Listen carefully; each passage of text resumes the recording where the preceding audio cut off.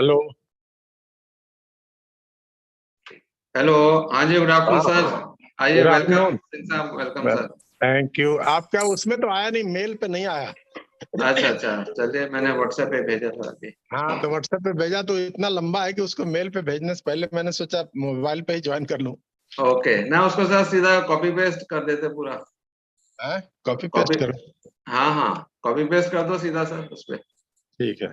हाँ हाँ, तो हो जाएगा। Good afternoon, Chairman sir. Jitendra, good afternoon. Good afternoon ji, good afternoon, welcome. Thank you so much. मैं तो as usual फिर गाड़ी में।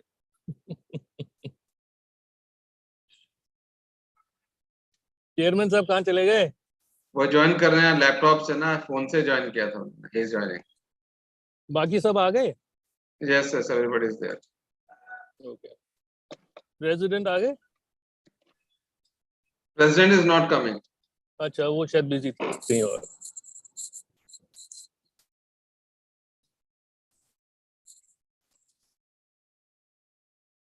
I think this is a very apt topic that you have chosen. As usual, सारे apt topics हैं जो committee हमारी कर रही है। Yes, everybody else is there. Let Mr. RP Singh join, then we will start it immediately. हाँ, Yeah.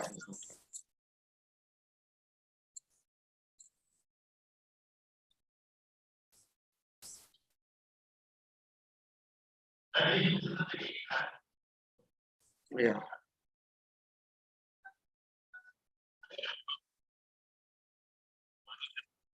That is true.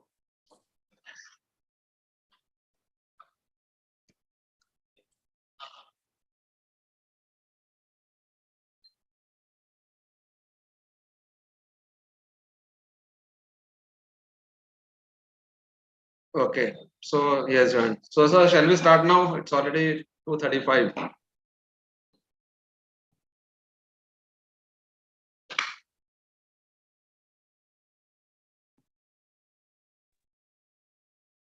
Hello. Hello. Yeah. Shall we start now? हाँ, yes. Okay. Great. आप Thank you. Start करिए, अभी इसी पे करता हूँ। Right. Right. चलिए। आगे से मुझे मेल में भेजिएगा तब जाकर। Right. ठीक है। So good afternoon, ladies and gentlemen. Welcome to this very important subject that we're discussing today, the webinar on HR 4.0 strategies in COVID, best practices for real-time action. And as we know that the digital technologies, they have accelerated the pace of change. It is demanding new models, new processes, new frameworks. And right now, like we feel that in corporate meetings, most of the corporate leaders are facing times of growing uncertainty. As we know, with the looming, geopolitical tensions, with rising crude oil prices, with more and more digital integration, innovation, the creativity and tech is only going to be the mainstay. And also of late, human resource models are undergoing unprecedented changes in this world of continuous innovation, demographic as well as social shifts. So this offers unique opportunities to remodel human resource services in entirety. And this radical shift from full-time work to augmented workforce, now from work from home, these all are challenging the traditional jobs. Added with the gig economy, it is actually changing the entire landscape of how human resource management should be retained, how they should be motivated, how they should be engaged. And as we know that as automation is also coming in most of the HR functions, so automation will make most of the existing routine and repetitive jobs totally redundant. But at the same time, new type of jobs will be created, which will create immense opportunities for businesses. So in order to understand the nuances, the nuts and bolts of HR 4.0 strategies in this present era, PhD Chamber of Commerce and Industry has designed this webinar in order to make our industry delegates understand the nuances of this real world. So without any further ado, I'll request the chair of HRIR Committee PhD Chamber, Mr. RP Singh ji, to kindly start the proceedings with his inaugural address and welcome remarks. Over to you, sir. Thank you, Dr. Singh. Mr. Anshul Dureja, Chief Enablement Officer and Managing Director of Creative Values. Dr. R.S. Dabas, my old friend and founder and CEO, CIOE of India International Corporate Trainer. Dr. Hari Shankar Shyam, Professor and Chairperson of Executive Education, Sharda University. Our co-chairs, Mr. Jitendra Gupta, Advocate Supreme Court, and Mr. Ashish Vig of Vig Enterprises, industry leaders, HR fraternity, and participants. A very warm welcome to all of you. It is indeed a matter of great pleasure for me to be here today amongst this elite and august gathering of professionals, industry leaders, and academics on this virtual mode to discuss HR4 strategies in COVID and best practices for real-time action. I must thank Dr. Jitendra for always being very contemporary in choosing the topics, and HR04 strategy is one of such important and top contemporary topics that we must discuss. See, when we talk of approaches to organizations, there are generally three approaches. One is best fit approach, in which we adopt anything to gain competitive advantage, any practice, any system to gain competitive advantage, regardless of the culture of the organization. That is best fit approach. The best practices approach is one which is universally accepted and is more common. Of course, depending upon situations, people do apply a synthesis of these two approaches, and that would be the third approach. To my mind, today, post-pandemic, honestly speaking, this stage of HR04 is a passé. We are perhaps in HR05, because the challenges, the mindset, the kind of ideas and approaches that we have towards technology, towards the way things were happening, have undergone a fast change after the COVID-19 pandemic. And then, as Dr. Singh has rightly pointed out, that geopolitical happenings are also going to impact us greatly. But one thing is clear, that these kinds of catastrophes might take us off guard, but we should be prepared and resilient enough to handle these situations. And for that, I think the best course is to embrace the technology and keep on innovating. I'm happy to see that in the last 2-3 years, drastic and revolutionary disruptive innovations have taken place, as a result of which we are able to survive despite all these uncertainties. Extensive use of technology and artificial intelligence and robotics and digitization are here to stay. But at the same time, we also have to be very careful about the employees' physical and mental health. This is another area which we have to keep in mind when we are talking of HR04 post-pandemic, post-COVID. Of course, the lines between people and technology are blurred, and a growing number of people have started believing that technology is more important than human being. But I would disagree with those people. And my thought is that people will always remain at the core of the whole issue, whether it is manufacturing or services or any other industry. Of course, certain areas of focus have changed. Today, we are talking of remote working, and we are also talking of sanitization, lighting, ventilation, masks, protective tools, laying out of the workplace layout being changed, social distancing becoming a part of the whole ecosystem.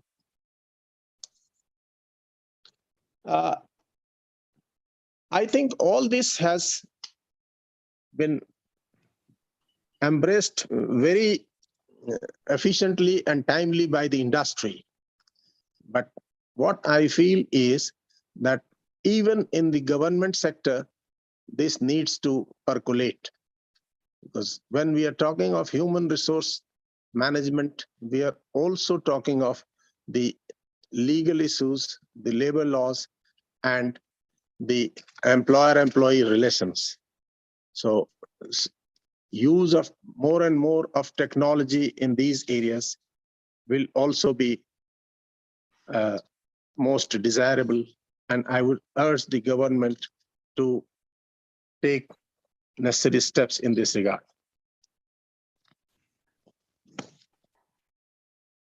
In a survey conducted by some group, 82% people believed that robots could support their careers better than humans. I don't know how far you agree with it, but I'm sure the experts who will be throwing light and sharing their thoughts in this field will be able to throw some light on address this issue also. The exchange of data between different systems has dramatically increased efficiency and decision-making processes related to people management. HR4 is essentially permeated by technology and is in line with the new labor market scenarios. But I was surprised today morning when I was going through newspapers, there was an article about reverse migrations. And it said that the great resignation era is again taking a full circle. People are going back to their familiar workplaces, their familiar environment. Those who had resigned and left are coming back to their previous organizations. This is another feature which I would like the experts here to delve into and decipher and give us some thought about it.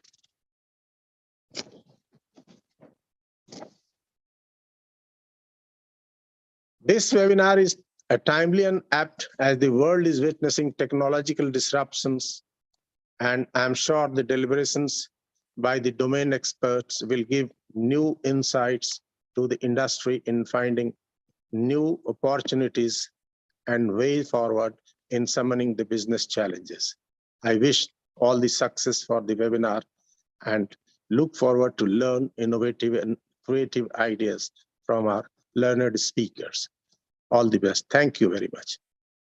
Thank you, Singh sir, for laying the foundation of this webinar, and you aptly touched very important points. Like one of the important points that I definitely like favor is like there is no substitute for human being in terms of technology, because though it seems like technology will supersede the manpower, but the fact is that they cannot substitute each other.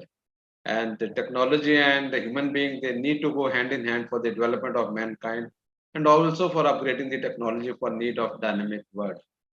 And also, like, we cannot deny the fact that from the discovery of fire and invention of the wheel to the advent of smartphones and all these modern gadgets and automation, they are all the outcome of man's intelligence and hard work. And all the credit of the advancements made in the field of like science, space, health, defense, computers, everything goes to the human mind, right? Therefore, I am sure that there cannot be any replacement of the human being as far as the tech world is concerned. But at the same time, particularly for human resource management, tech is actually playing a very important enabler role. Now, with this, now I'd like to invite Mr. Jitendra Gupta, our co-chair for HR Committee at PhD Chamber of Commerce Industry, to kindly share his expert comments with the audience. Over to you, Mr. Gupta. Thank you, Dr. Jitendra. And our chair, Mr. Singh, has already set the ball rolling. I will not repeat what he has already said. But I can only say that in today's time, it is said that we have to run fast even to stay where we are. And the technology is changing. We are talking of HR 4.0, which is derived from the Industrial Revolution 4.0. We are talking of automation, we are talking of artificial intelligence, we are talking of technological disruptions. Now all this would lead to the massive changes in the entire workforce, the quality of workforce, the number of workforce requirement. And being a lawyer, I can only caution on 3 or 4 checkpoints that please see whatever the change scenario or the organization structure is emerging, that is in adherence with the local labor laws, both at the center and the state level. Second, it is also while taking the employee representatives on board so that there is no complications in implementation. If somebody is to be retrenched, then the law is we should be aware about what it needs to be done. Second is, we now post COVID have seen that there is a new kind of a workplace which is emerging, which is a virtual workplace space, which is not there in the premises, it is not there at the site of the company or the client site, but it is the employee is operating from his own house or his own work home. So we also need to restructure all the employee contracts so that all issues related to this distributed kind of working or this technological changes in the virtual workforce is also incorporated to avoid any legal complications with respect to breach of contracts. And the liabilities will also come into place when somebody is not working at your workplace and it is working from a workplace which is situated at his home. He may not have that kind of a data security or servers or firewalls to protect the data which is of the company. So the liabilities in such case, the data protection in such cases will also will have to be seen as to how they can be taken into account. And lastly, in the changed workplace space, if the employee faces an accident or a mishap, then how are those liabilities going to be taken into? Because if the work from home is an extension of the workplace, then any liability, any occupational hazards which the employer may face will also come back to the employer. So I think the being a lawyer, I cannot help then introducing the legal challenges, and we also have that code on wages and all those 3-4 acts, 4 codes which are yet to be notified or implemented. So all I can say is, while we'll be deliberating much on the management side of it, we may or may not do it, but we should be mindful of the legal aspects as well. Thank you so much. My best wishes to the organizers, the panelists, and of course PhD CCI for this initiative. Thank you so much. Thank you, Mr. Gupta. And in fact, you touched the legal part, which is normally is a missing link in most of the HR discussions. But at the same time, the foundation for any policy, anything actually rests on the the laws, the legislation that is being framed for the workforce. So thank you very much for sharing your perspective. Now, with this, I'd like to invite our distinguished speaker. Our first distinguished speaker is Mr. Anshul Dureja. Mr. Anshul is the Chief Enablement Officer and Managing Director at Creating Values Private Limited. Over to you, Anshul. Thank you, Dr. Jitendra, and it's nice e-meeting all of you. And a big thank you also to Mr. Singh, Mr. Jitendra Gupta, and also a warm afternoon to my fellow panelists, Dr. Dabas and Dr. Hari Shankar Sharma. It's a nice topic, I would say, shared by you, Dr. Jitendra. HR 4.0, I recall last year I was speaking on Industry 4.0, and I had my doubts in terms of where we are in terms of the realization impact of the word 4.0 in our corporate, in our way the corporates are. Uh, the things haven't changed yet despite COVID, post-COVID, and all the pieces. Yes, there have been improvements, but are they to the scale of which probably would do a justice to us saying that 4.0 is really here? As of now, it doesn't look like, but yes, the future is very, very interesting. The way the organizations are really embracing some of the pieces is really, really, I would say, really exciting to see and exciting to watch from a distance. And of course, being a part of this journey for multiple organizations, it really is also very, very excited as well. I would like to share a small perspective through a small presentation I have made. Let me just put it up.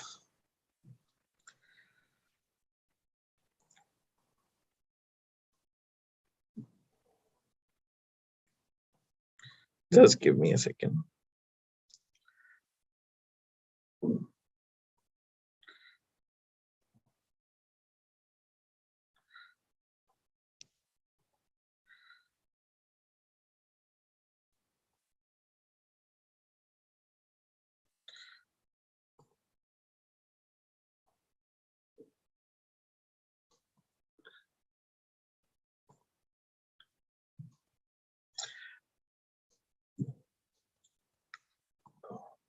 I hope it is visible.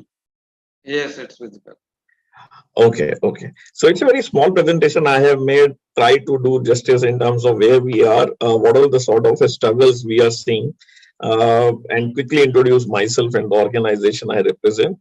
Uh, so I'm Anshul, and I take care of operations at the Creating Value. So a firm of founded 8 years back. Prior to that, I've worked across various avatars across various industries. I'm an engineer and an MBA by profession. Uh, about creating values, we are ISO certified management consulting firm. Work across 5 broad different domains. People and culture is one, technology risk is second, business strategy, brand consulting, and search is. So this is all about the consulting piece of the work we represent.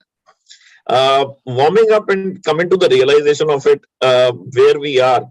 Is it HR 4.0 or is it HR 4.0 loading? A very, very hilarious piece. I really love these two pieces, and I love sharing this as and when I get a chance. So where we are exactly is in terms of that we all call for new age innovations into the systems where we are. But is the people acceptability coming in greatly to those? I think that is still a huge amount of challenge. So when we say ki we have embraced 4.0, so the question we need to ask is, have we wholeheartedly embraced HR 4.0, or we are only restricted to the jargons as well? But yes, this is not full, I would say, gloomy as well. There's a second side to it also as well. If we see the current state of organization, where I see organizations are, uh, this cartoon or this representation not only talks a light bit about HR 4.0, but it also talk about the seriousness also on the second side in terms of where the organization stand today, because the focus of the data has become much more wider and much more full scalable as compared to what it was few months back. So it's right from the CEO to, I would say, lower end of the pyramid. The organizations are talking about how well we are able to, I would say, enrich and live with this data. And data itself has such a big pieces, has become such a big piece that now we are into the second stage of how do we utilize that data if we have generated or if we have identified tools to identify that data. And that is all about analytics, that is all about insights. So this in a way is the current state of organizations. But having said so, there's a caveat also. how well the organizations are currently storing, processing, and making sure that the data is getting collaborated between their different arms or the functions or the different application users. That itself probably is a little vague. Every organization can speak or judge for themselves. As of now, there is no clear cut picture in terms of where the industry is in terms of the data. But as I see from a outside perspective, lot of organizations struggle bit time with data, with only few exceptions, which are very good in terms of how well they are able to mine, store, and process this data.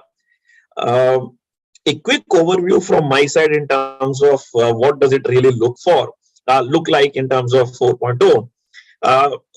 It's a simple piece in terms of the focus is in terms of developing new capabilities for the fourth industrial realization. I typed industrial revolution, which itself it is, but I think it's more than the revolution. It is the realization which is coming into place, that without the data coming into play, not all organizations can really succeed in this new era.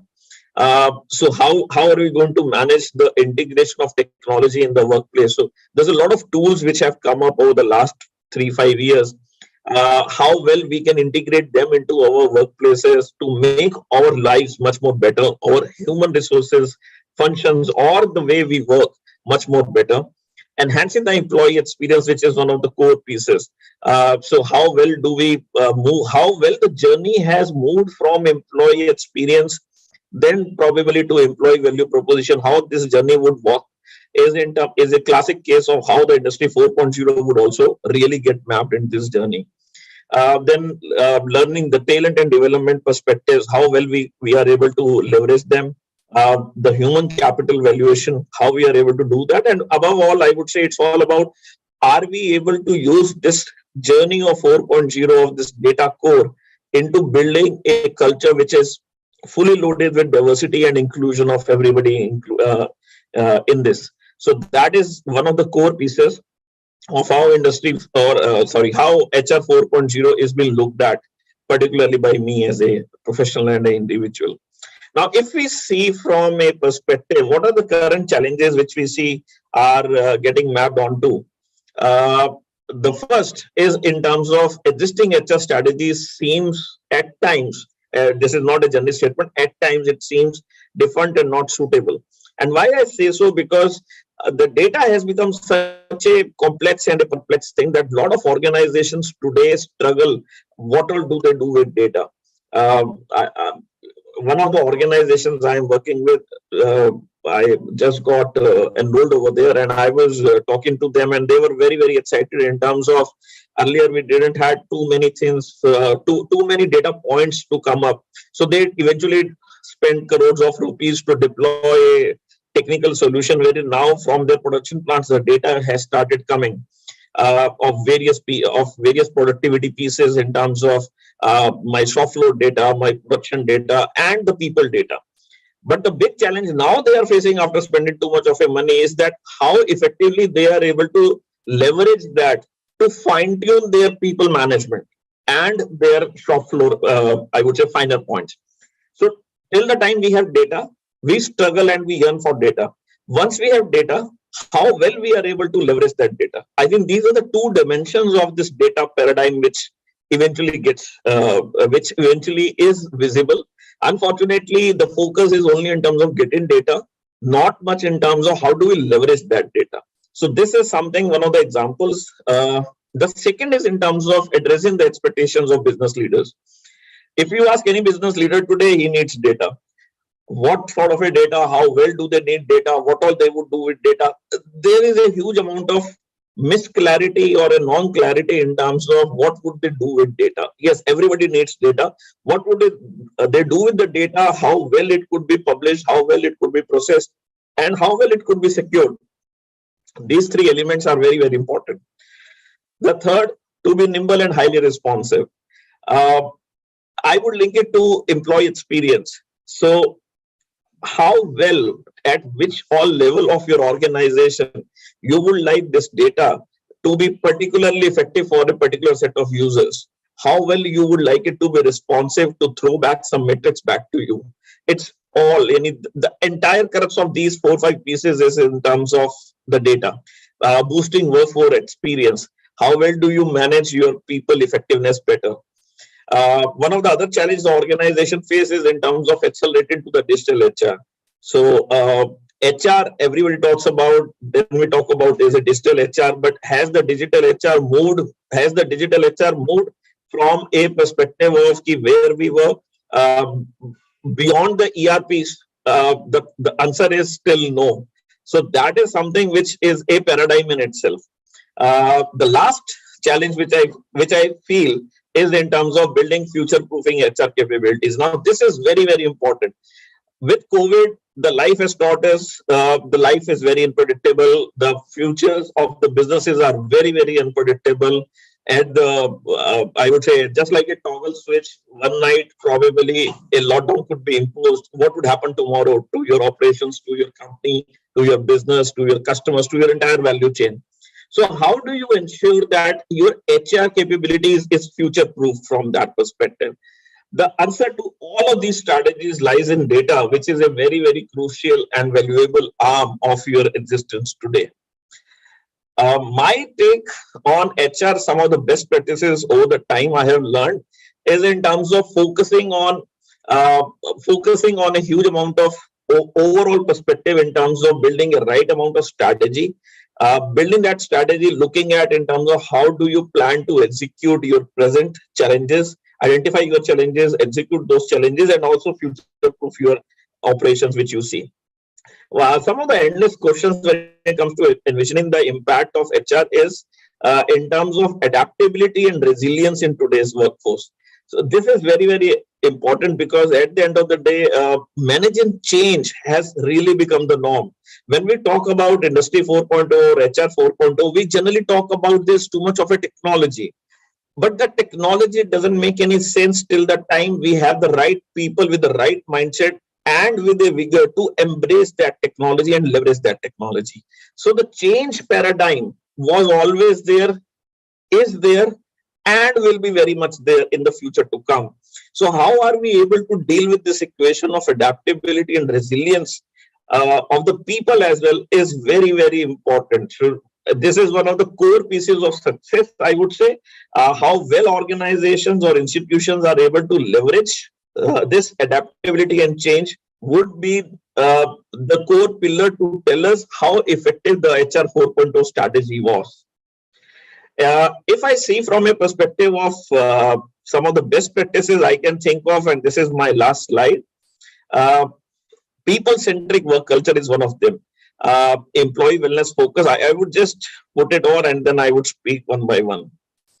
Okay, so people-centric work culture, this is one of the foremost pieces of how and where we could find a lot of relevance in terms of the HR 4.0 can really bring in. Today, let's say we have a policy. So do these policies have some quantifiable data based on which these were made? Are these policies really giving benefit to the people who are really destined for it?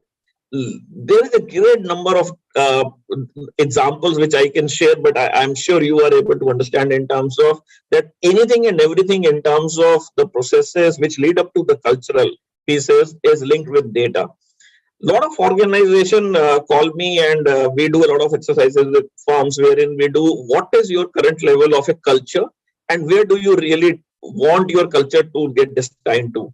The baseline again is data. So we do from there's a scientific tools which we adopt. There is a objective assessments which could be done.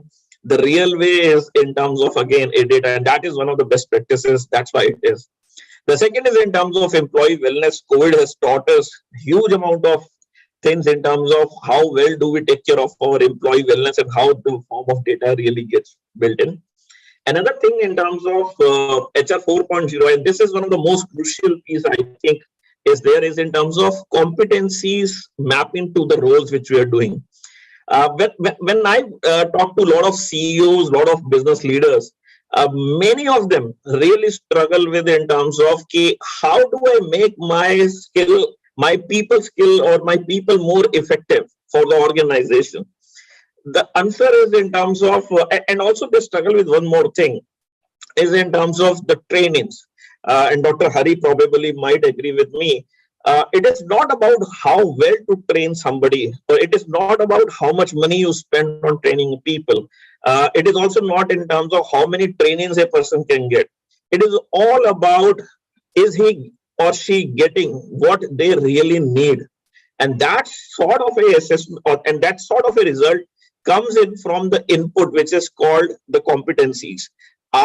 Do we have competencies defined for each of the roles in the organization, which would lead to perfect, effective people development? That is something which is the key. And competency assessment is a pure play scientific data analysis work. So this is one of the great examples. Not many organizations do that, very selective, but this is something which is one of the things which could be picked up. Defining skills for the future. So once you have identified the competencies, you could develop on the skills, HR 4.0 skills, new age technology skills, a people engagement, employee experience, skill for the future gets repeated second time. The second, one of the other core pieces which I feel, which a lot of organizations struggle is in terms of, yes, I want to do something on HR 4.0, I want to make it data driven, I want to make it tech driven, I want to make it digital HR. Absolutely fine. Where do I start? Now, my simple advice to companies or organization or business leaders who are struggling in terms of where do they start is to first and foremost identify a data champion within your organization. There is a huge number of data in your organization, and there is also not a huge amount of data in your organization, depending on what is your capability matrix of the organization per se. You really need somebody internally identified as a data champion to work across various pillars of the organization, across the various business value chain, whether it's HR, whether it's business, whether it's technology, whether it's supply chain operations, and probably learn from them in terms of where we are doing lacking, where we are probably excelling. Make your own priorities, make your own matrix. But first and foremost point of this data journey or HR 4.0 journey would be in terms of identifying data champions. Now, this is something which are some of the best practices I feel is there. And with this, my presentation has ended. I would love to take some question and answers probably at the end once my fellow panelists are through with their sessions. Thank you, Anshulji, for sharing your presentation. And as usual, your presentations are very crisp, loaded with all the key points, rather than any jargon or any phraseology. It's totally the key points. And thank you very much for giving very, very contemporary, deliberation on the issue of HR 4.0. Now with this, I'll request our next distinguished panelist, Dr. R.S. Dabas. And Dr. Dabas is the CEO and founder of CIOE India. He is a globally acclaimed corporate trainer, motivational speaker, and also an organization transformation coach. And he has worked with as a chief executive, as a CHRO in different capacities like VP, GM in some blue chip organizations like Trident Group, JBM, Jindal Steel and Power, Hero Honda, Aditya Birla, and many others. And with this, now I'll request Dr. Dabas to kindly take over the session and share his thought process and wisdom with the august audience. Over to you, Dr. Dabas. Thank you, Dr. Singh. Thank you, really. And nice sharing by Mr. Dureja. Mr. R.P. Singh, wonderful. You started very well and laid the background. I'll share from my experience from the industry, as well as I'll make some presentations. So, and how some COVID scenario has been managed also, because I'll include some part of the COVID also, that how the organs has responded. So let me first make some presentation, then I'll come to the real case studies, how they have managed it. Well, just hurriedly, I'm taking why HR4 came from the Industry 4. And what are important in Industry 4 is because of this technology change of 3D printers. It's a new technology, Internet of Objects, many products with many different and complex sensors can be produced in shorter time because of Internet of the Objects, smart home technology, all are examples of that. Virtual reality, computer-based sound, image, graphics, and GPS are making all implications, and it has great applications. In the fourth aspect is smart factories. Features of smart factories include being successfully managing complex issues smoothly and quickly, its product being smooth. So basically, smart factories, some of it, big data. Data can be a information garbage, but how to collect the relevant data and make it more meaningful so that this can be helpful in decision making also. But many companies, many industries have been using big data, like this social sharing site can analyze the likes and dislikes. Bank can identify the frauds. A store can analyze the customer's product and offer them the best. All this is because of the big data possible. Smart robots. I've seen in JBM itself, where I was CHRO, then Chief Organization Transformation Officer, how robots have really helped in terms of, especially used in welding. Robotics welding is wonderful. They are doing in various factories, and it has helped a lot in terms of productivity, in terms of cost optimization, in terms of accuracy also. Simulation is the next one. Horizontal and vertical deployment, cloud computing systems, and compliance. These are part of the Industry 4 and how it has impacted HR 4. First is impact of pandemic. Well, we all know that it was a wake-up call. For some, it was an opportunity. For some, it was a pain. Somebody uses it as an opportunity, and really, so, but it has impacted every organization. Working remotely, cross-culture sensitivity has become more after that. Managing change quickly. People have really, I think, change adaptability has gone much after the corona. I think that's why I say it was a wake-up call.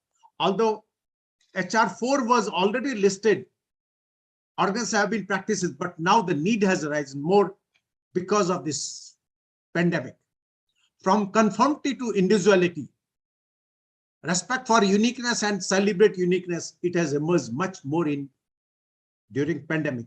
That let the uniqueness of the person be respected. Celebrate the uniqueness, especially IT firms. I found many cases how they are celebrating the uniqueness. Earlier, it was all to be dealt with one rule. Now it is everybody's unique. Resilience and empathy are become critical, and Corona has really helped us learning that more in terms of empathy. Maybe the media, maybe the pain of the people. This has helped a lot in terms of, and then everybody passing through the same pain. People are more empathetic to each other. Time to focus, rest, and recover. Industries are learning that it's time to focus. Take rest also. Rest is becoming very important now. In the HR policies, flexible workplace and place is becoming, maybe the time will come when you will be employed in one country, but working from your home country. Importance of health and well-being is really, it is the most important. Mr. Durija has also laid emphasis on that this has emerged much more after the impact of the pandemic. Job and role mobility, importance of trust and transparency, people and need immediate feedback. Earlier it was people used to wait for 1 year. Now people need immediately every day feedback, because you have to be agile, you have to respond fast. Increased employee listening platforms have been created.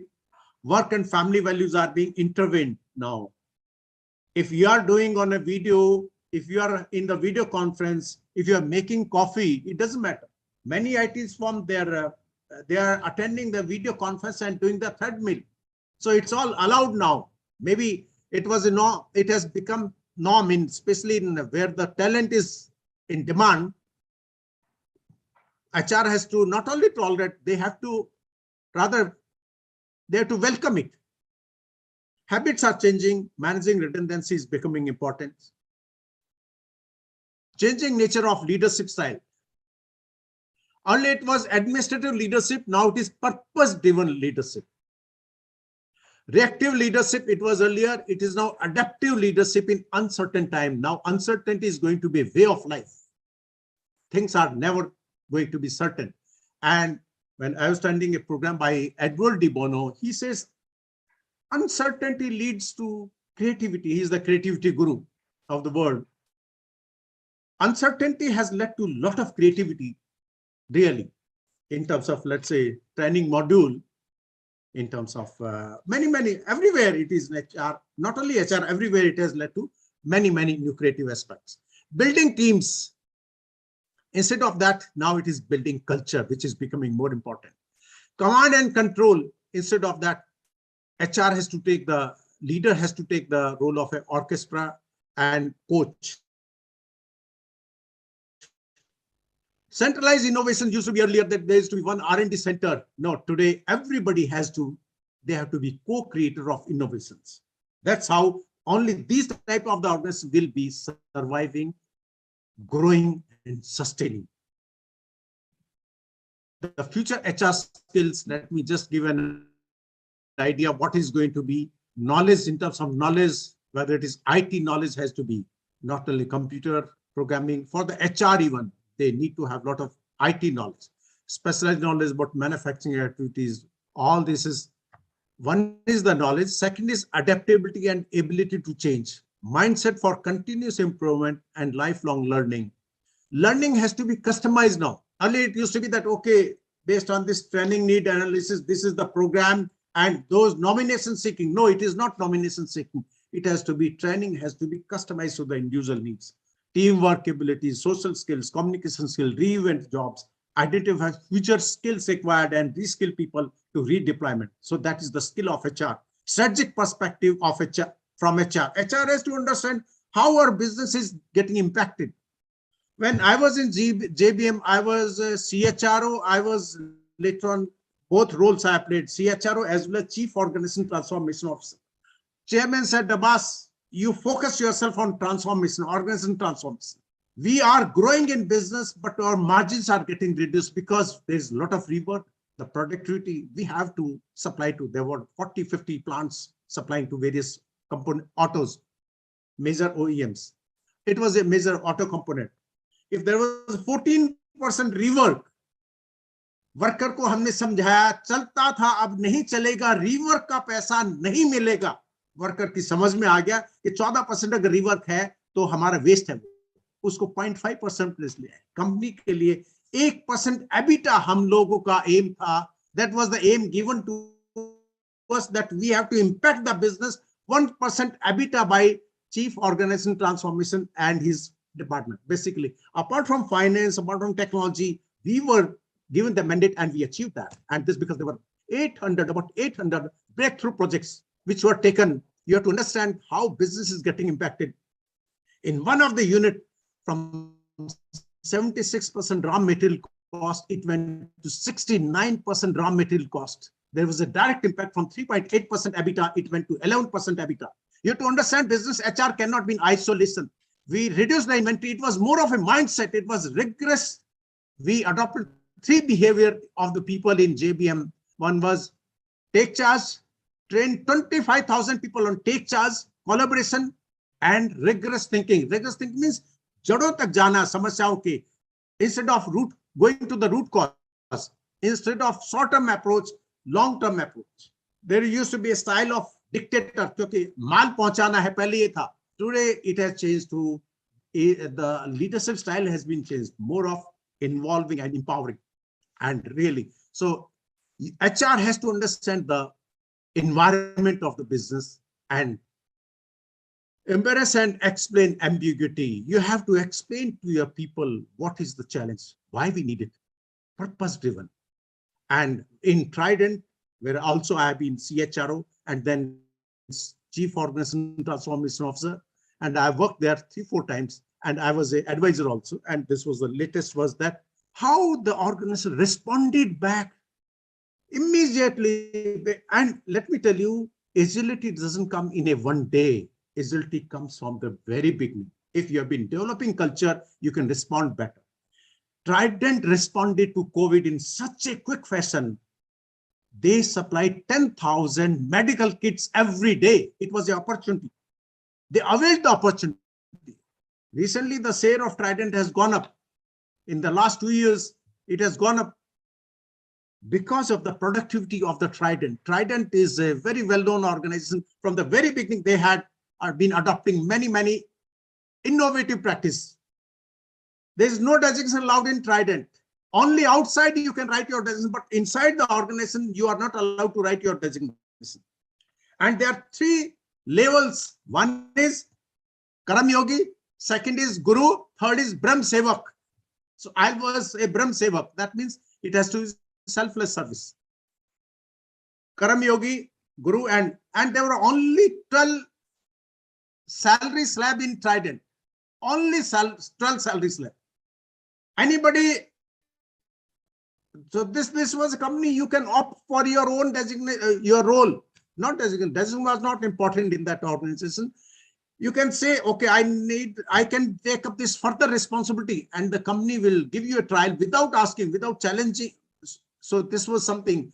Open house, many new concepts in Trident were there. So this was, they always have been, they responded very quickly. Trident was one of the best examples that they responded to COVID so quickly because they have been preparing from the very beginning itself. LSIP, we used to have LS, large scale interactive process, where 1,000%, including chairman, will sit on the same table and a worker will sit on the same table. We used to call them member, not worker.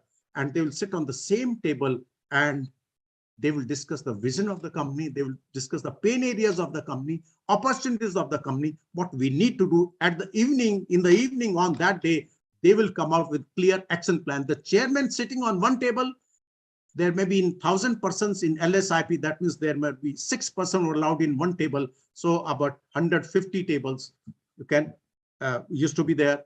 So let's say if one table, maybe senior person would be sitting, but an operator will be sitting, and they evolving together for the organization, what we need to do. Performance management is getting changed now. We need to, people are looking for that, and not annual appraisal, not, it is, they are, it has to be individualized, rewards has to be individualized and differentiated, and appraisal, performance management has to be not on past analysis. In JPM, we changed it, review mechanism system. Instead of fault finding in the past, what has gone wrong, let it be futuristic, what we can create, and then measure it. Instead of, so this is going to be the trend. Trend is going to be that employees want to work with people who can empower and inspire them, who can give them feedback, who can regularly talk about the company goals, and who can help them in their development. Create employee experience, powerful employee experience, where, because today they are looking for joy in the work. So this is,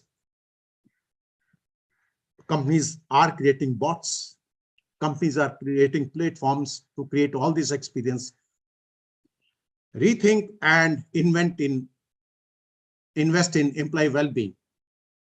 Recruitment is going to be different, because today consultant, home workers, gig workers, freelancer, brand awareness ambassadors, they will contribute to the activities of the organization, and organization may work on the project based. So you have to treat those talent as talent and treat them at par with your employees, or maybe personalize. You have to not, you cannot neglect them. Today they are also your employee because they are harder to be hired. Time will come when people will be staying in one country, working for other country. So it is, I think Corona has given that. It's a wonderful learning from the from the pandemic. Hybrid mode of training. Not only training has to be customized, but also it has to be hybrid mode, offline and online combined together. Database management, HR analytics, Mr. Dureza has already mentioned about that. Not only that, we need to report in terms of HR value to outside world also. So there is going to be very important, especially in HR4, that we need to create metrics. Working environment has to be not only flexible, but also attractive and also soothing. I was discussing with my son who is working in London. He said people are now finding it difficult because they have seen that working from home works and give results. So it is very difficult to call people to the office also. And he told one interesting story. My daughter-in-law is 4-year-old. So when she was 2-year-old, she had seen my son working in the office. Her concept of office was one extra room in the where he was staying, where the family was staying. So when he used to say, I'm going to office, he used to just go to the next room. So one day, my son went to real office. He was called there. So when my daughter-in-law told my granddaughter that, okay, your papa has gone to the office. She just went to see him in the office. बच्चे ने 2 साल के बच्चे ने office का concept वही है अभी तक, तो वो ऑफिस कोई समझ ही नहीं सकते. तो कुछ जनरेशन तो अभी ऐसी पैदा हो रही है जिनको they will not be able to believe in different type of. Social media is impacting. You have to be transparent. कुछ भी आप करते हैं सोशल मीडिया पे आ सकता है. So it has to be very careful that you are ethical and you are practicing, because it may go outside. You are practicing all ethics. Emerging HR function. The new designation which will be appearing in HR, cultural ambassador, digital HR lead or transformation, digital transformation, head of HR, head of work reinvention and reskilling, head of relevance and purpose. That means it would be communicating. The role will be more of communicating with the people, the purpose of the organization, because now employees want to work for an organization which can connect with them, the purpose of the life. They otherwise are burnt out. Employees experience specialist, bot monitor, head of insights, HR data scientist, diversity and inclusion officer. Many companies, Unilever, all they have these designations. Chief value officer. Trident has got chief value officer, and chief value officer was very, very important. So all this, I mean, he was given power that any person, if he's not following those values, he had all that power. Plus anybody, he can listen to anybody. All this is, these are some of the challenge which HR will be facing, and some new designations will be emerging. Only those organizations will be able to survive which are agile, which are ready to change them in terms of quick response. And well, I would say Indian organizations to some extent have adopted very well, very well. So I would like to finish it here. Maybe some questions, if it comes, we can handle it later on. Thank you very much. Thank you. Thank you, Dr. Abbas. In fact, you have given a 360-degree overview of HR 4.0. And in fact, mentioning each and every aspect, I think there's nothing like any important point that you have not touched upon, like in terms of diversity, equality, and inclusion agenda, which is again a very important thing. And DEI is going to be one of the important, fundamentals of recognition of the employers also, in terms of how well they are, gelling with their employees, and also in terms of what is the impact of pandemic and how emerging trends in industry 4.0 is actually helping HR to take, better decisions. Thank you very much indeed. Thank you, Dr. Abbas. Just to share one thing, JP, this Trident has got 35% female employees, 10,000 employee workers taken from different districts of the country, Adivasi area से, tribal से लेके मध्य प्रदेश से. उनके parents को बुलाते हैं, hostel देते हैं उनको, और उनको हम उनके पेरेंट्स उनके गांव में जाते थे. And really 35%, even UN has recognized it also in terms of that, how they are including Trident is including in terms of inclusion.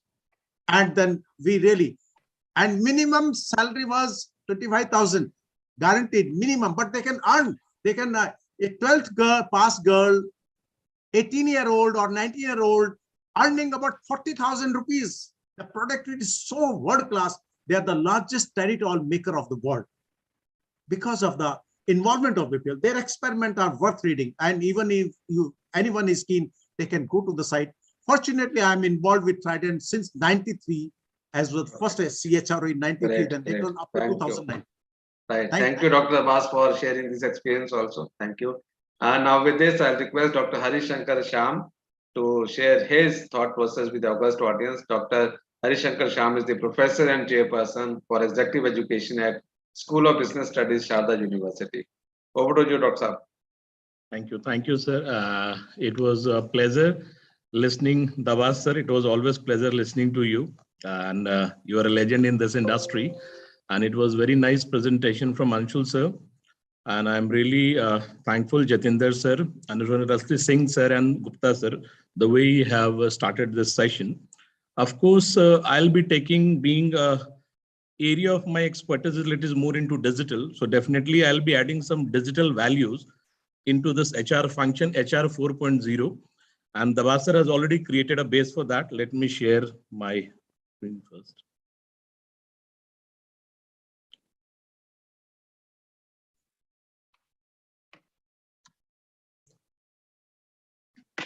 Okay, like one of the areas, friends, I'll be talking about today, which we are really struggling, especially after post-COVID, how to do employee engagement. Try to understand.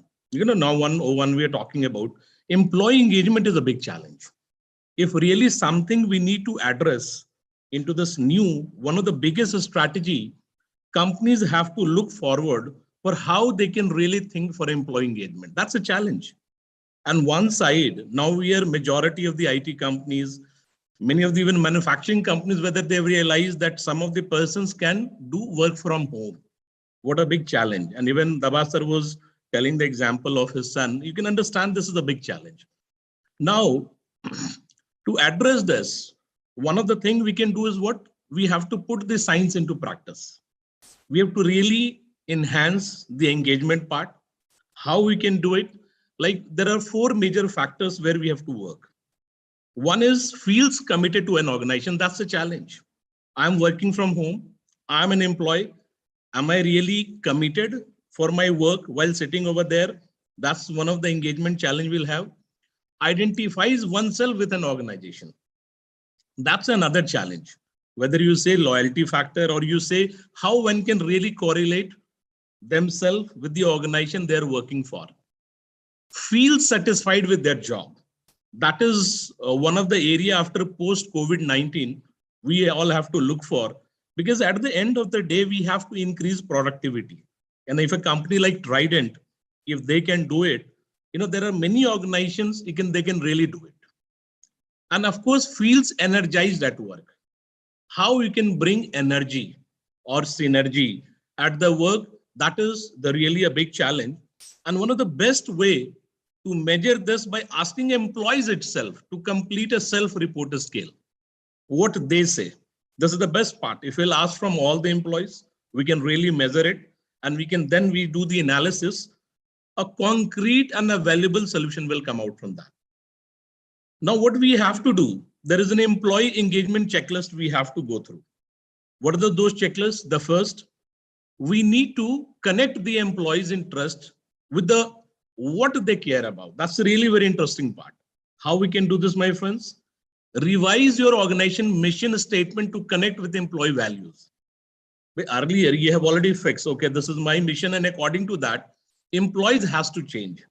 Why not today? There is a one step ahead we can go while going for a policy, and we can revise our organization's mission statement, like what kind of employee values now they are looking for, we can really connect, show and how an employee's work is related to the organization purpose.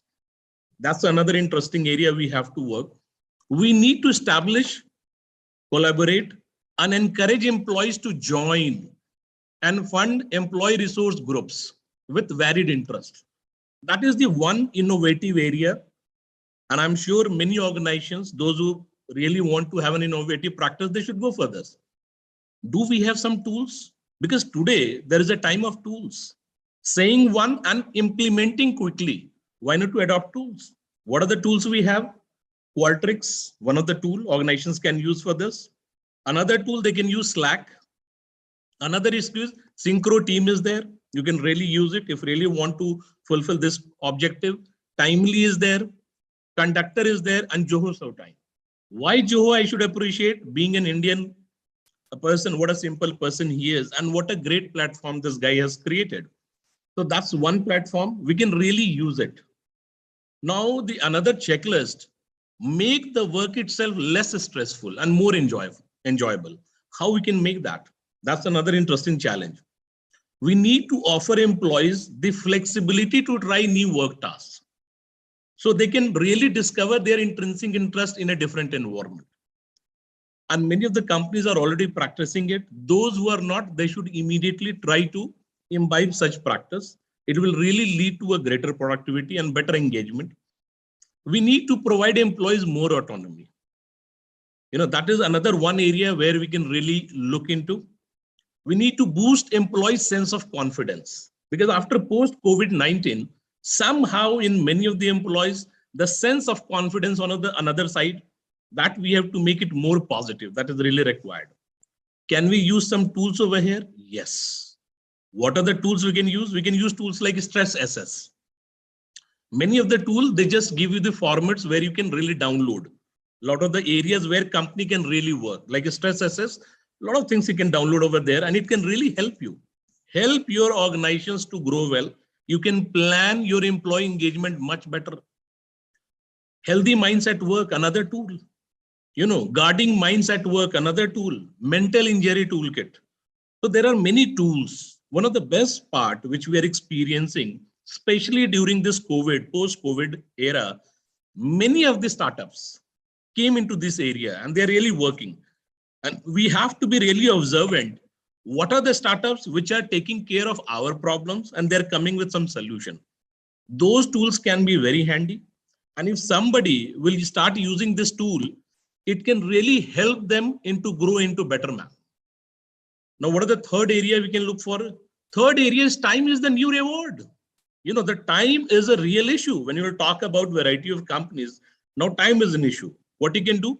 Reward employees with time in addition to money. That can be the new, innovative, and totally different perspective. Can we reward time? Okay, this is your time. How you're deciding, that depends, of course, on the policymakers, organization heads. But if we can start rewarding employees with time, that can be one of the innovative practice today, today's time, in addition to money. We need to encourage employees to invest in time-saving purchases, because by reducing their involvement in time-consuming household activities. This is particular in regard to if you are work from home.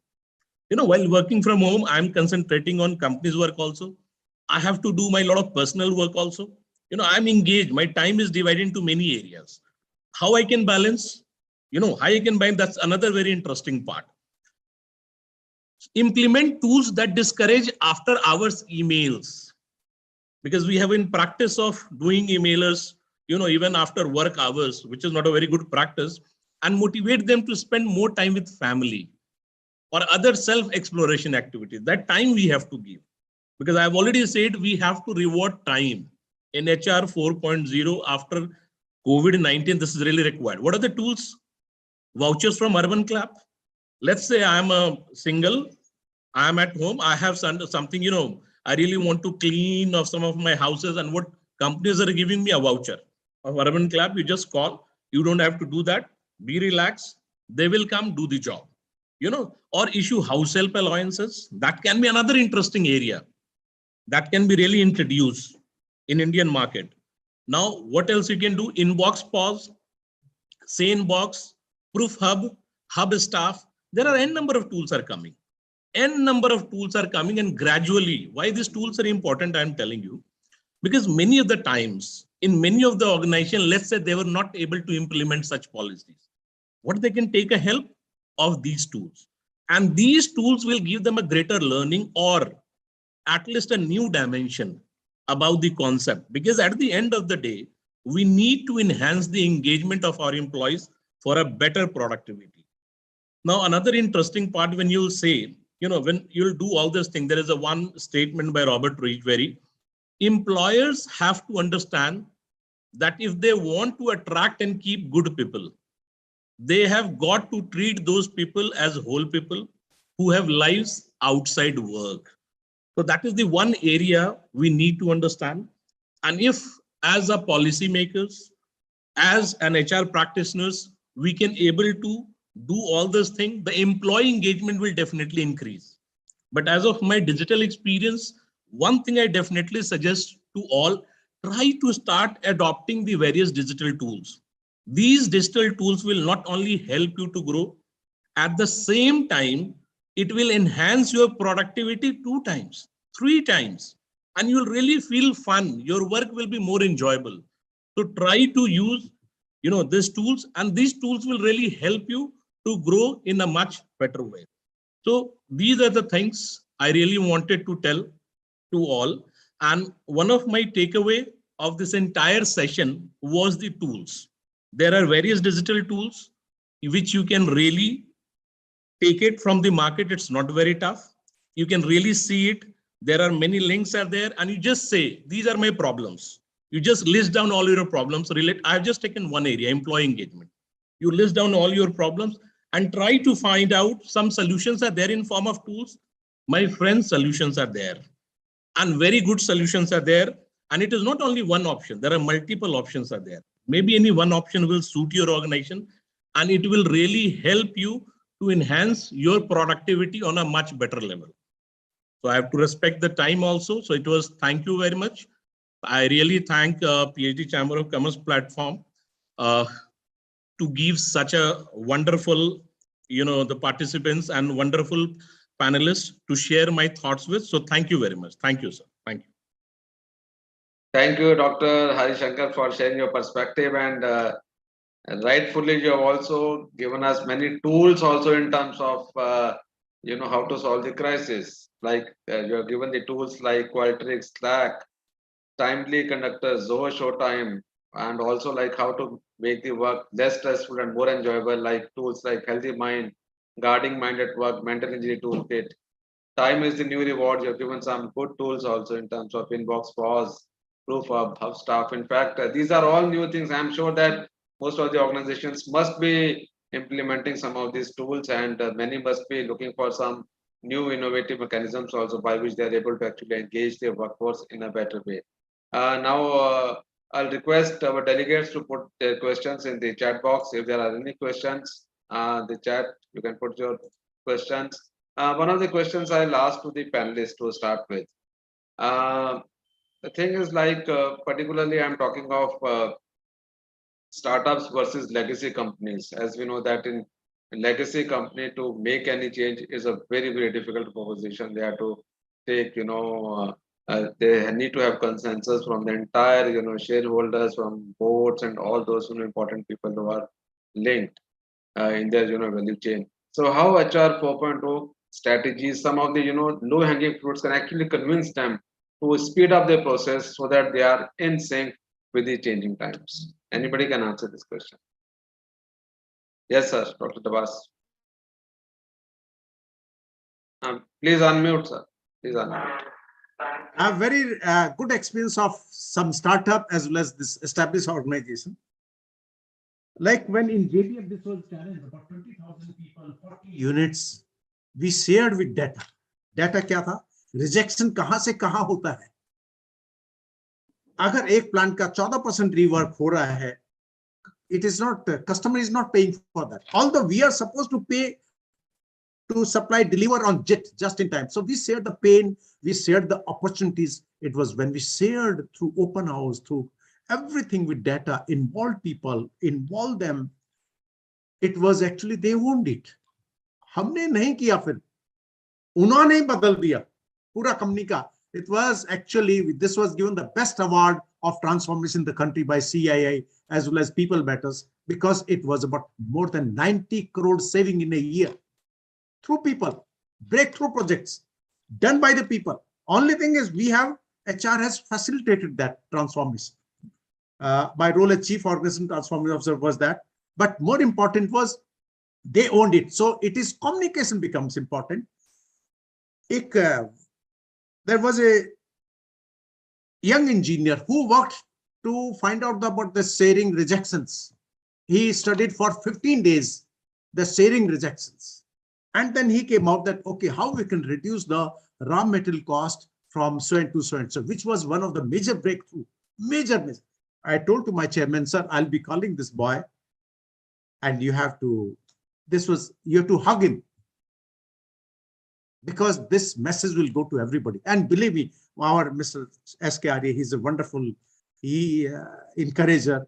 He invited that person. So it is what I'm saying is involve people, celebrate with them, offer them challenge, communicate with them the challenge, empower them to do. So it is not easy, but it has to be very well planned. But it is possible, and we have seen it is possible. Sharing pain and opportunity is very important.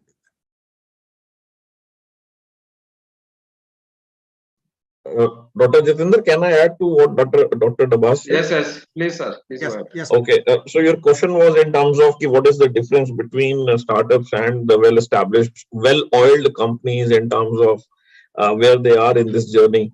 I would say there is no clear-cut winner, unfortunately. The reason is both startups and well-oiled companies have their own advantages and disadvantages. When I talk about startups, we all expect them to be data, internet savvy and tech driven. One of the good positives, apart from being data driven, is in terms of that they have very less complexities, and the involvement of the top leadership is very, very much balanced and very oiled with the people who are really doing that change. As compared to, but they don't have resources. They are tight on budgets. They have talent issues. This is on the startup side. On the well-established company side, I would say the pros are that they have good amount of resources. They can acquire good talent. They can develop and nurture their current talent. No dearth of money. The only challenge at times which I see is in terms of that the top leadership is at a hands-off distance when it comes to driving the data or the tech angle within, let's say, a manufacturing companies or any sort of a supply chain based companies. So it's not a clear-cut winner. Startups are good or well-established companies are good. It's totally driven, I would say, independently, company by company. Dr. Jitendra, you're on mute. Yeah, right. In fact, we have few questions. One of the questions by Vasudha Pant: what are the emerging roles that will underpin the HR function of the future? And in terms of scalability, how HR can drive value creation? It's in Q&A session. What are the emerging roles that will underpin the current HR function or the HR function of the future? And in terms of scalability, how HR can drive value creation?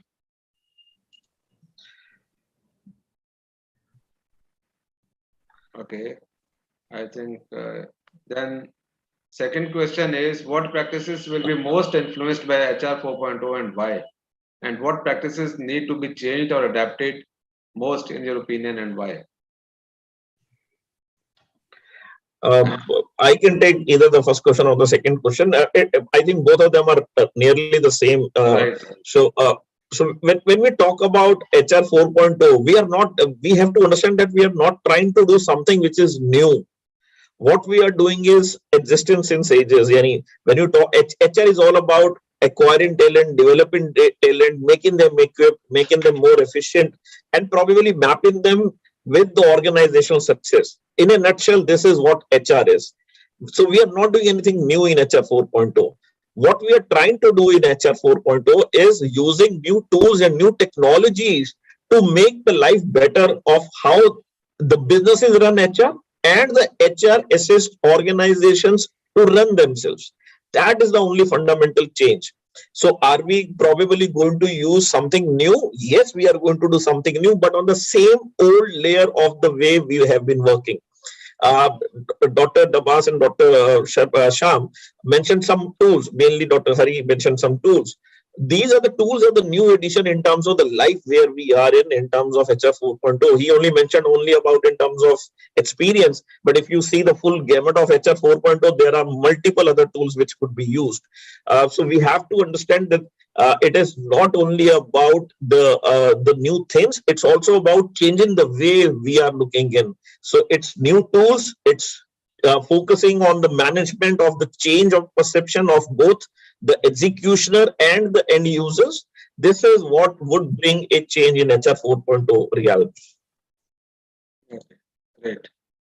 Thank you. In fact, we are also joined with Mr. Ashish Vig. He has a question on the construction sector, because construction sector being a very, very sort of evolved sector in the sense of technology, is one of the oldest sectors, and also it is also one of the most neglected sector also. So when we are talking of tech in HR, when we are talking of the enablement of HR functions, particularly in construction sector, wherein we are dealing with informal laborers, we are dealing with migrating population, it becomes a very, very difficult proposition altogether.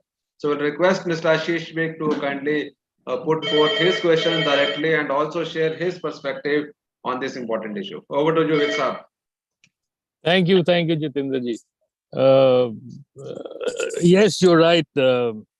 इससे पहले कि मैं officially दोबारा से सबको welcome करूं, मेरा ये बिल्कुल सवाल है, because I belong to the construction industry and we have always been feeling कि जब भी हम कोई बात करते हैं नए टेक्नोलॉजी की, नए सिस्टम्स की, हमारी कंस्ट्रक्शन इंडस्ट्री बेचारी हमेशा ऐसा लगता है कि नेग्लेक्ट हो जाती है या इसके इतने कम्बरसम है कि फ्रेम नहीं हो पाते हैं. अब ये जो आज हम लोग बात कर रहे हैं, it is very relevant, very important, but somehow it doesn't seem to fit in the construction industry per se. ये मुझे जानना है. हमारे एमिनेंट स्पीकर्स मैंने अभी सुना, सबको बहुत बहुत इम्प्रेसिव हमको आए हैं presentations, very knowledgeable everybody has been, but somehow a small example I will give, a small example. In construction, all of us must have seen these huge tower cranes, 40 मंजिल, 50 मंजिल. बॉम्बे में तो और ज्यादा ऊंची टावर क्रेन्स चलती है. अब स्किल सेट की बात हो रही है, डेटा की बात हो रही है, सर्टिफिकेशन की बात हो रही है. उस ऑपरेटर की सर्टिफिकेशन की किसी की अहमियत नहीं है. कोई उसके ऊपर क्रॉस चेक नहीं है कि उसके पास सर्टिफिकेट है कि नहीं है. हम अगर कार चलाते हैं तो हमें लाइसेंस चाहिए. वो आदमी ऊपर बैठ के क्रेन चला रहा है तो उसको कोई लाइसेंस नहीं चाहिए. हमारे पास कोई सिस्टम्स नहीं है जहां पर हम ये डिवाइस करें. सिमिलर हमारे कंस्ट्रक्शन में देखा जाता है, वो गुरु से चेला चलता है सारा सिस्टम. कोई ट्रेनिंग फॉर्मल नहीं होती है. You have the latest equipments in your own houses, whether it is electronics, whether it is sanitary and plumbing, but we do not have trained people. Neither do we have a system. आप क्या इसमें कुछ रोशनी डाल सकते हैं कि हम लोग कैसे कंस्ट्रक्शन के ऊपर भी ये चीज लेके चलें? हमने एक बार ये पीएचडी से बात कही थी कि जो मैन्युफैक्चरर्स हैं वो ट्रेनिंग कर दें, वो ट्रेन करके सर्टिफिकेशन कर दें कि भाई ये प्लम्बर कहा जाए कि ये एक एक्स कंपनी में ट्रेंड है. देन वी आर कॉन्फिडेंट कि मेरा इतना महंगा जो सिस्टम लगा है वो कहीं खराब नहीं होगा. But we do not have anything like that.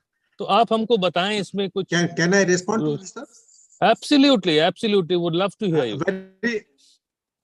Very relevant question, sir. Very highly relevant. I was fortunate I have visited the L&T Construction Center.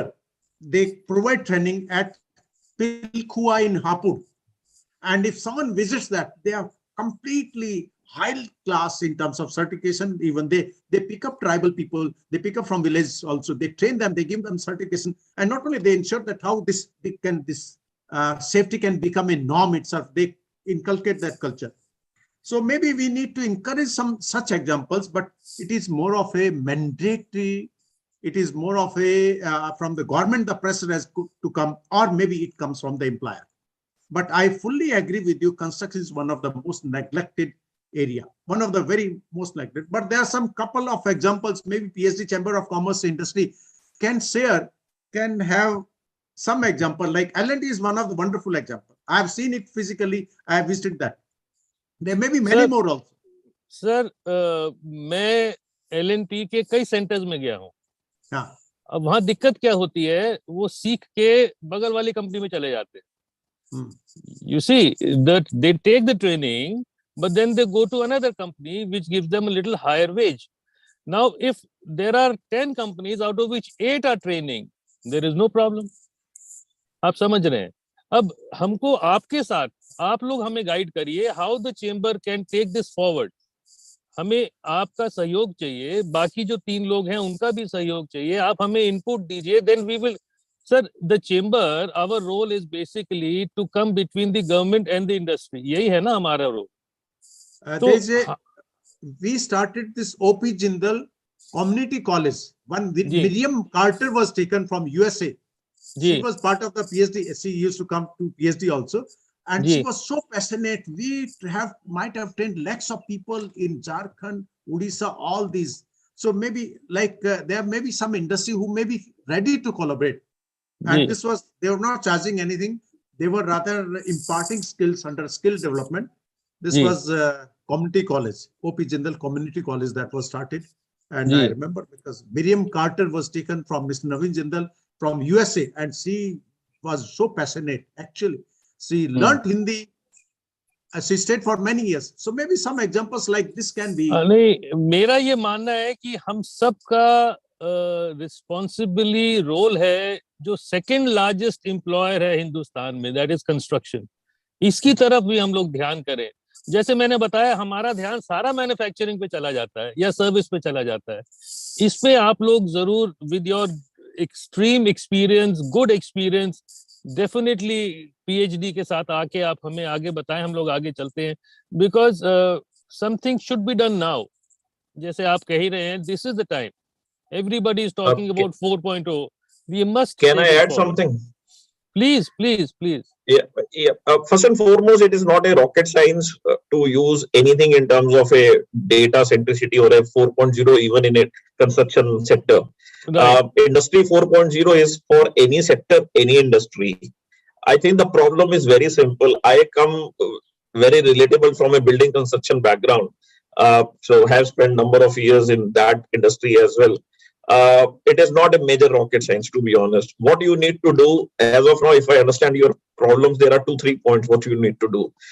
जैसे Dr. Hari ने बताया कि there are softwares like Zoho.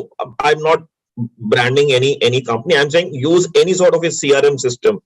Simple, cost-effective CRM solutions. All these people are your main people who are doing, whether they are your electricians, your plumbers. Whenever you are hiring them, or you are subcontracting them, because not every time you would be hiring them on your own roles.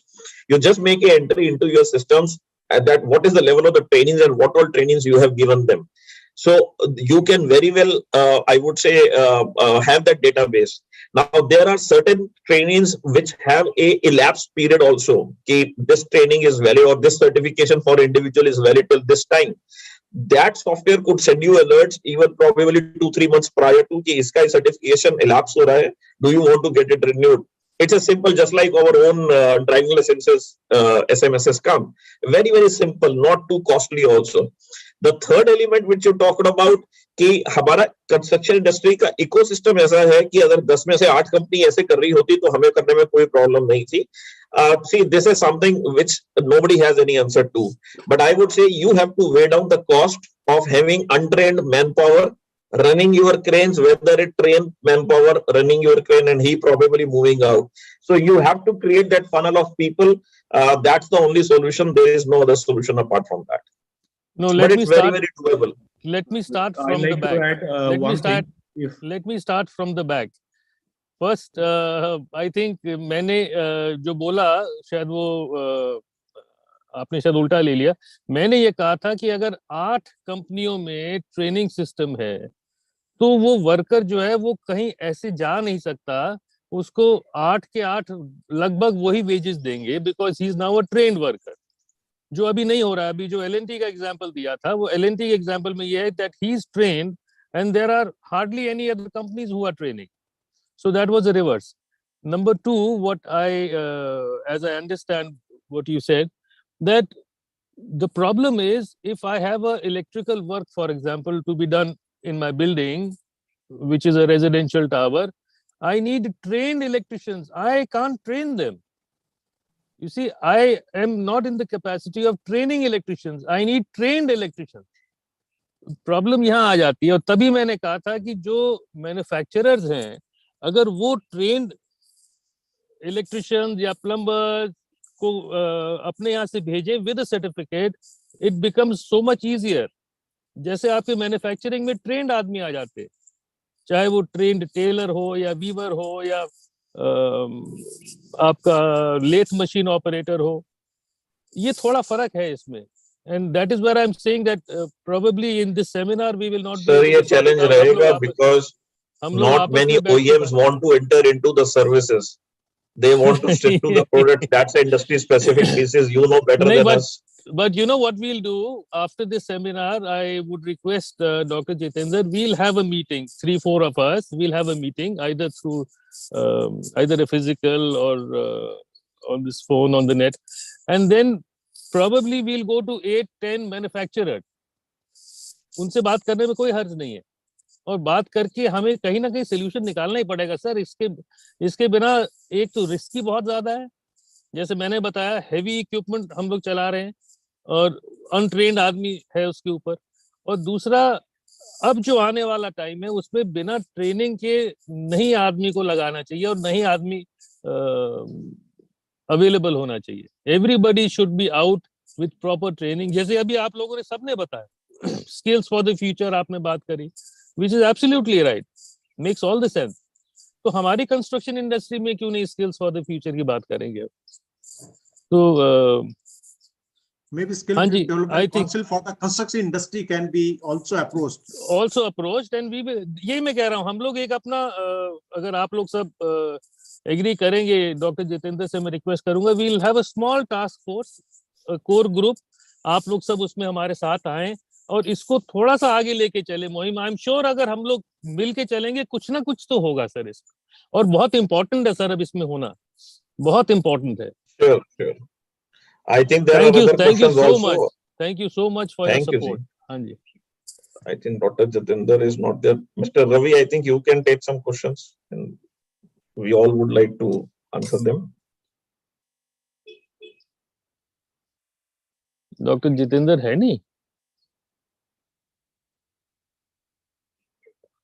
Are there any?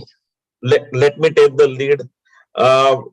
Dr. Hari, there's a question from Ramesh. What are the emerging roles that would underpin the HR function of the future in terms of scalability, how HR can drive value creation? Anything you would like to add on it? You know, like my point of view was, I hope first, I'll just answer this because I was also willing to add for Vik sir, that it was rightly said that we need to speak to all the manufacturers, and at least we need to create a center. Maybe our institutions, university can take a lead. Along with the partnership, at least maybe as a CSR activity, they should start. And at least they should say, he was at least 400 to 500 people we are going to train in a year.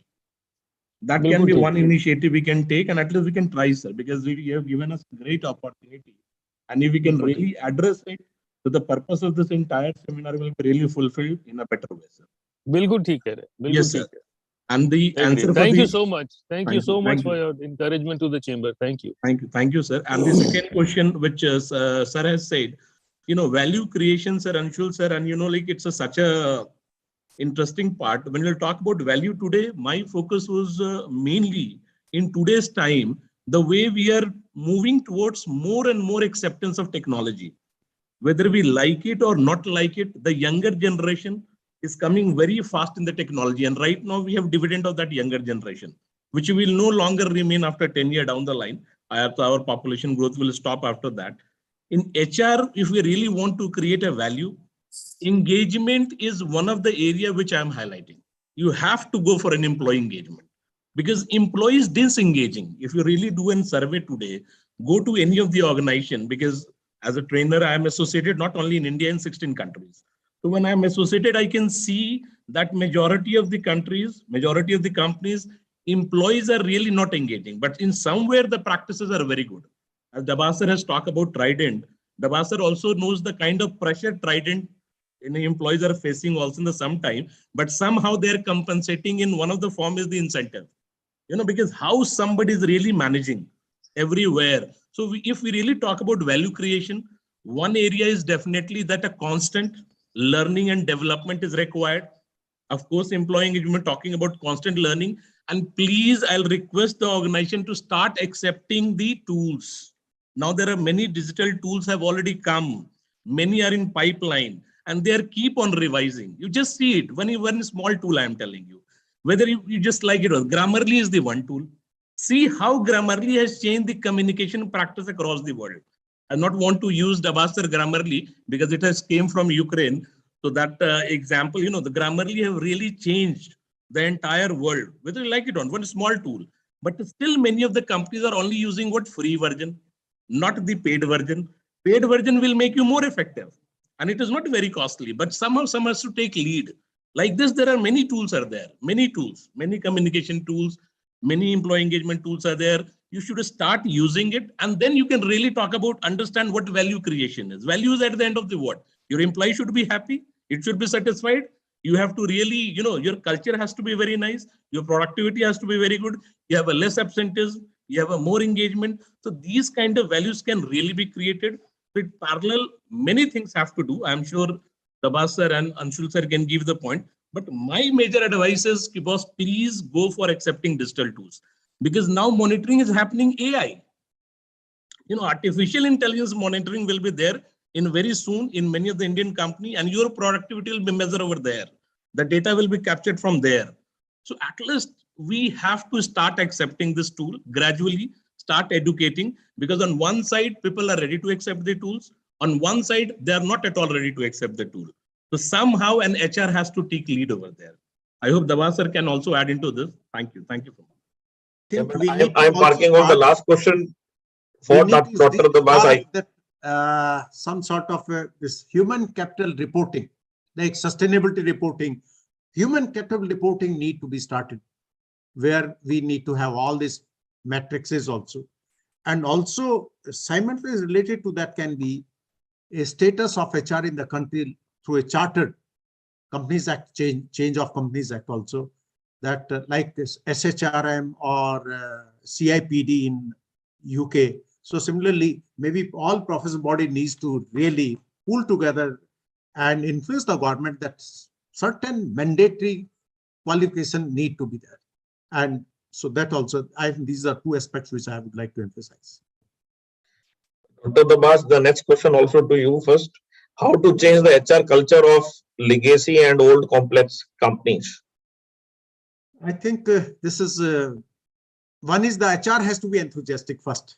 If HR is not enthusiastic, he will not be able to. So one is that he has to believe in the change, that he can make an impact. Secondly is that, one is that that's very important. Second is really communicating with the purpose, with your employees, enrolling the stakeholders in the change process, enrolling them, let them own it, let it be owned. So I would say LSIP was one of the very effective tools I've used in different companies in two organizations, JSPL, Jindal Steel and Power, and Trident, we have used LSIP. And that was very, very powerful tool of change. And whatever values, whatever you want to inculcate, LSIP can be a very good tool for that. This is a very good tool. So communication forums, stakeholders involvement, matrix reporting, then review mechanism has to be, instead of past blame, it has to be futuristic. Also, all these things I think are related with that. So it is more important, I would say, is the enthusiasm of the HR coordinator or the HR chief. He has to first. Okay, I would add my 2 bits over here. I think what I've seen, Shivang asked this question. So the 2 pieces, how do you change the culture of the organization is, first of all, do a culture assessment, where your culture stands today. Because if you don't know where you stand today and where you want to go, so whatever you do, that doesn't make any impact in your company or your organization. So get a culture assessment done scientifically and objectively on where you are of your assets and where you want to be. This is point number 1. The second point, as Dr. Dabas said, the HR should be really enthusiastic about it.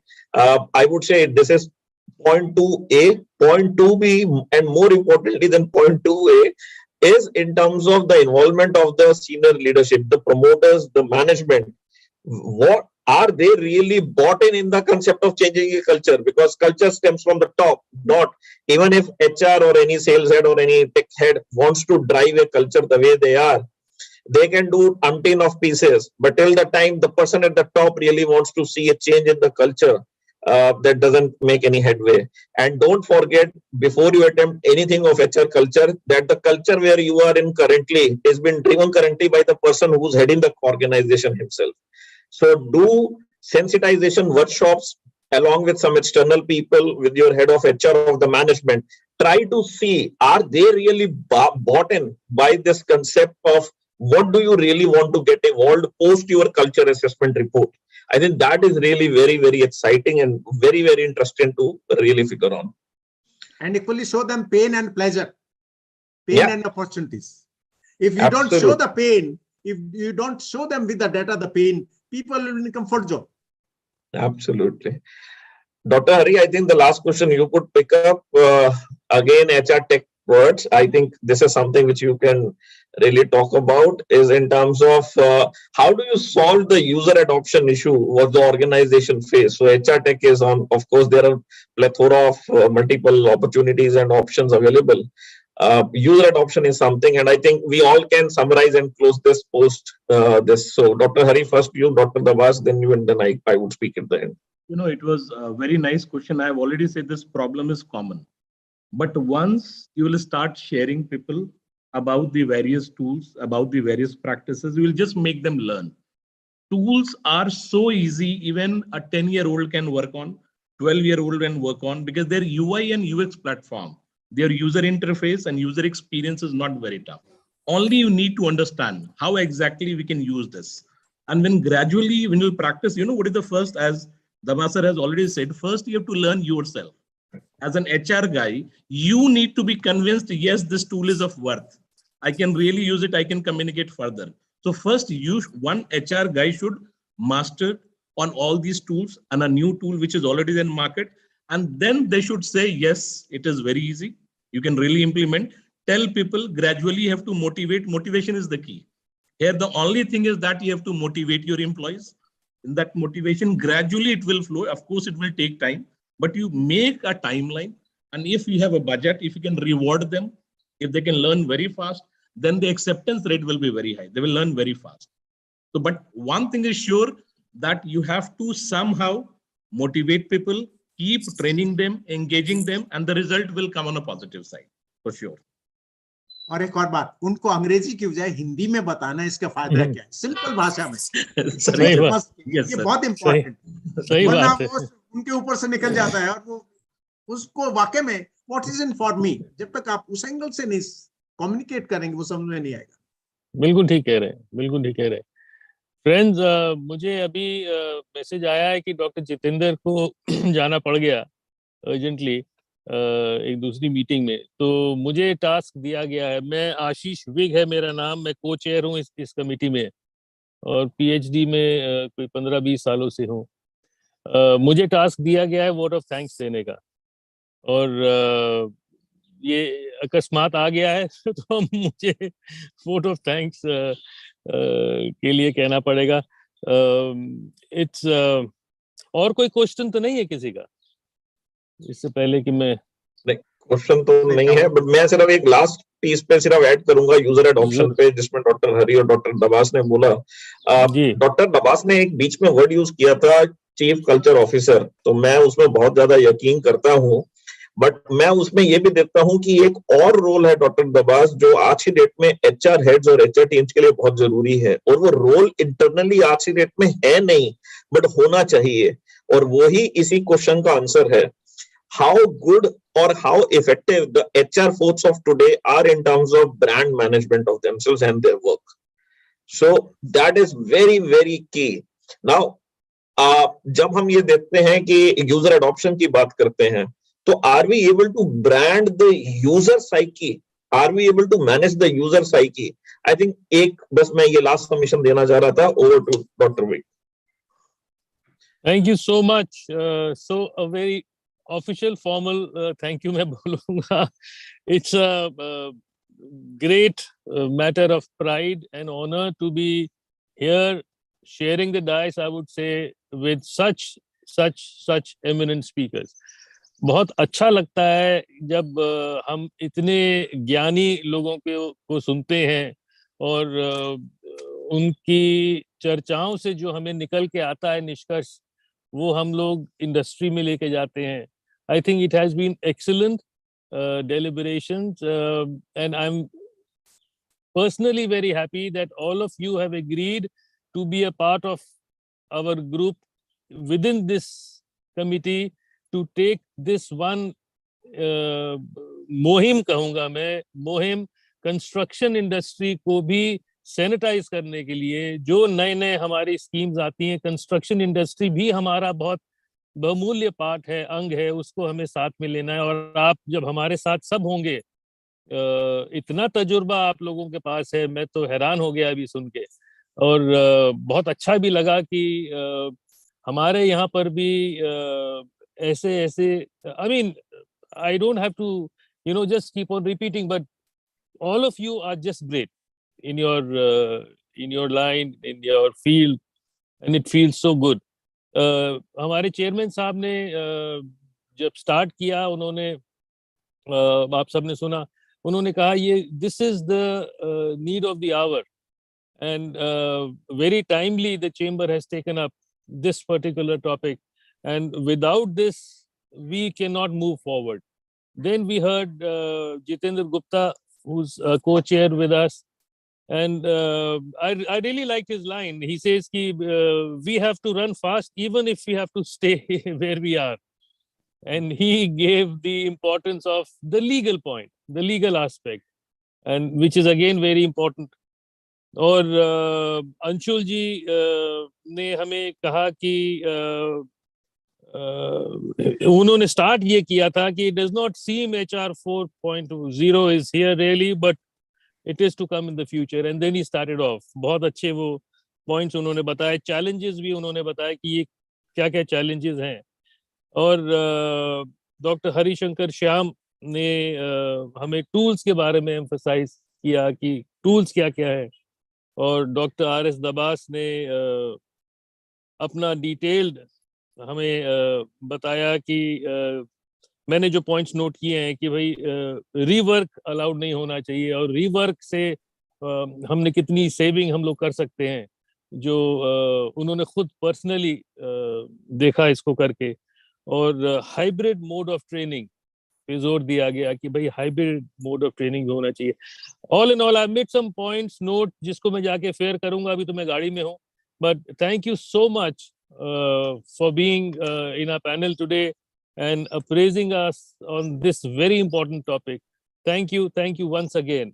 Thank you once Thank again. you. And Thank you very much. also thank the Secretariat for organizing such a beautiful program. Thank you, sir. Thank you once again. Thank you. Bye bye. I'll be in touch, by the way. मैं आप सबसे in touch रहूंगा. और Sure. अब आपने एक offer दिया है, तो अब मैं इसको छोड़ूंगा नहीं ना. मैं छोड़ूंगा नहीं. Sure. Thank you so much. Bye. Thank you, Ashish. Thank you, sir.